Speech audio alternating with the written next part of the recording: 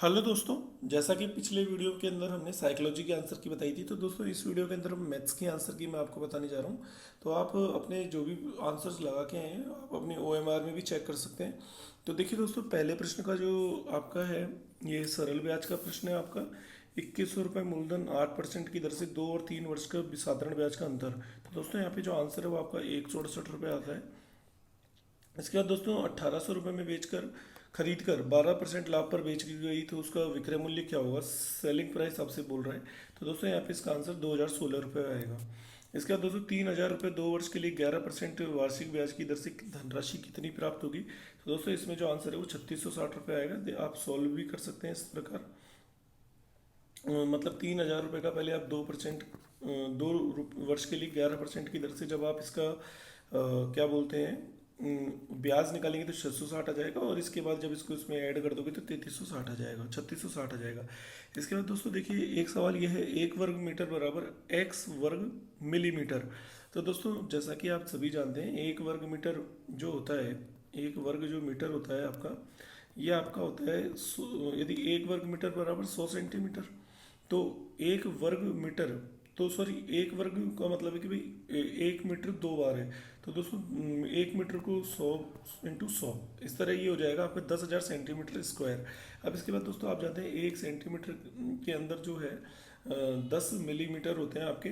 तो इसको आप एक बार यहाँ पे 10 से मल्टीप्लाई करेंगे, एक बार 10 से यहाँ से मल्टीप्लाई करेंगे। तो दोस्तों यहाँ पर आपका जो आंसर आ जाएगा वो आपका आ जाएगा कि भाई 10 की मतलब एक तरीके से एक ये वाला ऑप्शन आ जाएगा कि भाई एक के आगे 10 बार, मतलब एक के बाद जो है 6 बार जीरो आ जाएगी, और वर्ग मीटर, ठीक है। ये इसमें ऑप्शन होना चाहिए मेरे हिसाब से। इसके बाद दोस्तों आप देख सकते हैं अगला जो सवाल है, यहाँ पर इसमें ए का मान पूछा है, तो आप जान सकते हैं कि भाई जैसे ये आप इसको जब निकालेंगे तो ये आपको पता है सरल रेखा पर जो बना हुआ कोण होता है इसका मान 180 डिग्री होता है, और ये शीर्षा भी कोण है। देखिए दोस्तों ये भी 90 हो जाएगा आपका, ये भी 40 हो जाएगा, यहाँ पे ये 50 हो जाएगा। तो सॉरी 5a आ जाएगा ये भी। तो जब आप इनको करेंगे तो 5 जो टोटल 10a की वैल्यू है वो आपको 100 मिलेगी, तो a का मान जो है दोस्तों आपको 10 आ जाएगा, ठीक है। इसके बाद दोस्तों अगले प्रश्न का जो उत्तर है, ये आपसे आयतन पूछ रहा है। तो आप जानते हैं कि आयतन जो है वो घनाभ का जो आयतन होता है वो तीनों भुजाओं का गुणनफल। तो यहाँ पे सीधा सा 6/3 आ जाएगा। इसके बाद दोस्तों 15 मीटर स्क्वायर जो एरिया है इसका जब आप करेंगे तो आपको पता चलेगा कि 15 वर्ग जिसमें प्रत्येक भुजा 1 मीटर है। तो दोस्तों आपको पता है एक एक वर्ग, एक स्क्वायर का जो वर्ग है इसको जब आप 15 बार जोड़ देंगे तब 15 वर्ग मीटर आपको मिल जाएगा, बाकी किसी ऑप्शन में नहीं मिलेगा, ठीक है।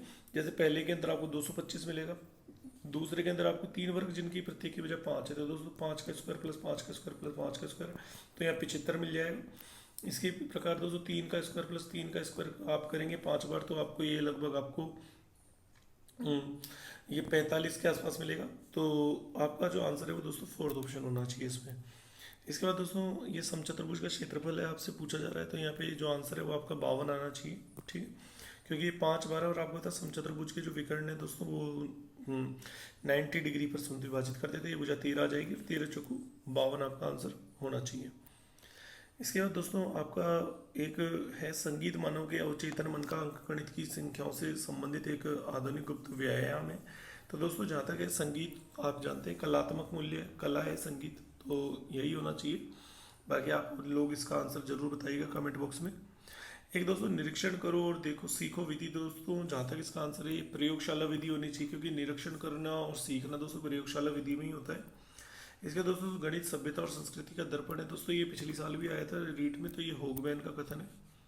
इसके बाद दोस्तों निदानात्मक परीक्षण का उद्देश्य जो होता है वो ये है कि भाई शिक्षक की कार्यकुशलता कभी नहीं, बालकों के विभिन्न कौशलों का विकास कभी नहीं, दोस्तों गणित की अध्ययन एवं अध्यापन प्रक्रिया में सुधार करना। तो दोस्तों यही होना चाहिए इसमें।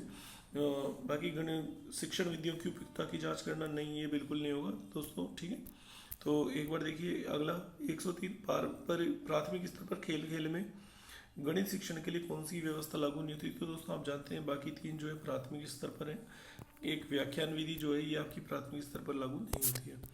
इसके बाद दोस्तों गणित में स्लाइड रूल किसके लिए लागू होता है। तो दोस्तों इसका जो आंसर है मैंने देखा था, तो ये गुणन व भाजन के लिए आएगा इसके अंदर जो आपका आंसर है, ठीक है। इसके बाद दोस्तों वृत्त का क्षेत्रफल पढ़ाने की सबसे उपयुक्त विधि, तो दोस्तों इसका आंसर एक बार आप देख लीजिएगा, मेरे अनुसार इसका आंसर निगमन होना चाहिए, क्योंकि दोस्तों आप जानते हैं ज्यामितीय और बीज गणित पढ़ाने के लिए हम जो रेखा गणित पढ़ाने के लिए निगमन विधि का इस्तेमाल करते हैं, सूत्र विधि का, ठीक है।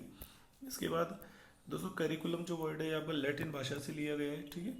इसके बाद दोस्तों गणित में सारणी बनाना जो है वो आपका कौशल से संबंधित होता है। इसके बाद दोस्तों गणित का कौन सा प्रकृति से संबंधित नहीं है, तो दोस्तों इसमें जहाँ तक है गणित में सामान्य अनुमान का क्षेत्र सीमित है, यही आंसर होना चाहिए। इसके बाद दोस्तों 2, 5, 7, 8 का प्रयोग करते हुए सबसे बड़ी और सबसे छोटी संख्या जो अंतर और जो किससे विभाजित नहीं होती, तो दोस्तों जब आप इसको करेंगे तो 7, 8, 5, 2 ये सबसे बड़ी संख्या होगी और 2, 5, 7, 8 सबसे छोटी संख्या होगी। जब इसका अंतर आप निकालेंगे तो आप लोग देखेंगे कि यहाँ पे जो ये अंतर है आप लोगों का ये 6, 1, 7, 4 आ जाएगा। अब दोस्तों यदि आप इसका टोटल करें तो 6 और 1 7 और 7 14 और 4 18। तो दोस्तों जब 18 टोटल है तो आप जानते हैं कि संख्या के अंक हो गए, यदि 18 होता है तो वो संख्या 9 से 3 से और 2, क्योंकि सम संख्या है तो विभाजित होगी, तो इसका आंसर 5 आना चाहिए, ठीक है। इसके बाद दोस्तों कौन से विकल्प में स्थानीय मान 500 नहीं है, तो आप देख सकते हैं सी ऑप्शन, इसमें स्थानीय मान 50 है 5 का, ठीक है। इसका दोस्तों बात आ रही है कि 10,20,305, तो दोस्तों आप जानते हैं 10, 20, 305 इसको इस प्रकार लिखा जाता है, मतलब आपका आंसर फर्स्ट ऑप्शन होगा। इसका दोस्तों 1 से 30 के बीच कितनी अभाज्य संख्याएं आती है, तो दोस्तों आप जान सकते हैं आप लोगों के 2, 3, 5, 7।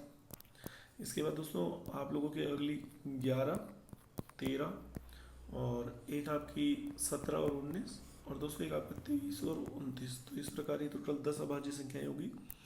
दोस्तों इसके बाद सबसे बड़ा अनुपात आप जानते हैं 19/2 9.5 आएगा इसका रेशियो, मतलब मान, बाकी सब में इससे कम ही आने वाला है। इसके बाद दोस्तों यदि आप अवरोही क्रम देखें तो यहाँ पे सेकंड ऑप्शन आएगा, क्योंकि 0.75, उसके बाद 0.67, ठीक है। इसके बाद 0.5 और 2/5 को दोस्तों 0.4 बोलते हैं, ठीक है। तो आपको बी ऑप्शन आना चाहिए। इसके बाद दोस्तों कौन सी इसमें बोला गया है कि 2 संख्याओं का लय से 60 है, में से 5 है, तो कौन सी संख्या होगी, तो दोस्तों देखिए इसमें आंसर आपका सी ऑप्शन आएगा, क्योंकि देखिए दोस्तों पहली और दूसरी संख्या जो है, ए ऑप्शन जो, देखिए बी ऑप्शन का तो लय से ही 30 आ रहा है, इसमें तो दोस्तों लय से ही कुछ अलग ही आएगा, इसमें तो 120 आएगा एलसीएम ही।